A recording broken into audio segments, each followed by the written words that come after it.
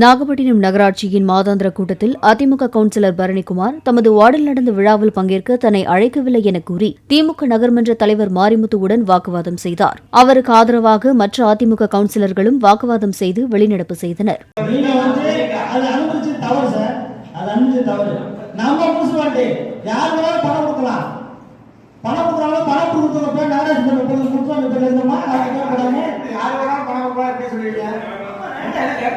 அது